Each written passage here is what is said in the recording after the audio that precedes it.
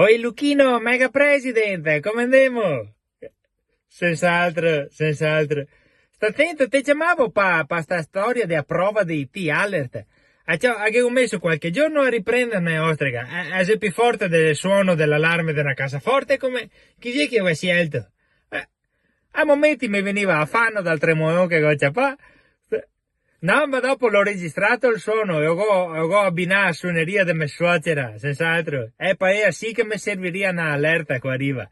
No, perché il terremoto, se te lo senti se arriva, e a piova te vedi se a casca. Mia suocera, no, non te ne accorgi mica, è così in modalità aereo che a femmina là, sì. Pare che non funziona, ma invece ascolta tutto.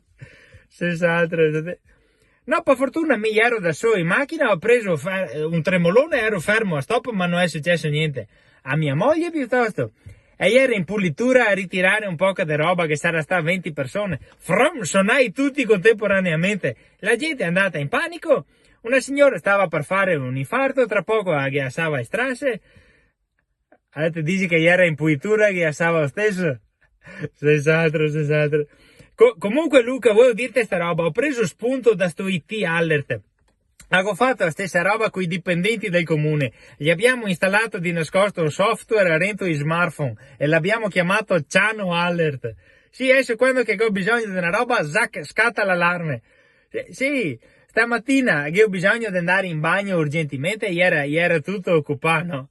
E ora zac col Ciano Alert, hai capito? Fuga di gas nella caldaia del municipio, evacuare, evacuare! E invece l'unico che evacuava ero me. Capito?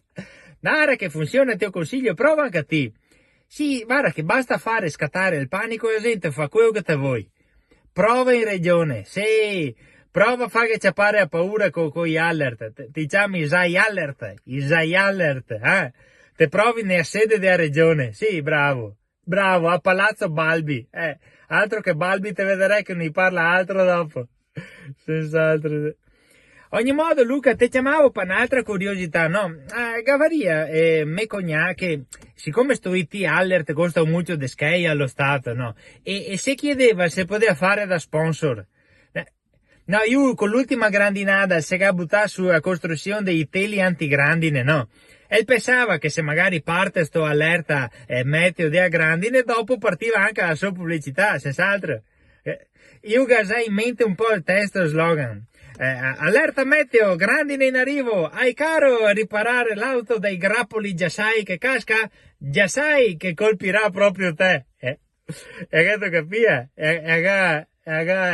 Già sai, i grappoli già sai, io che giocare sulla parola già sai, già sai che fatalità colpirà proprio te. Pronto?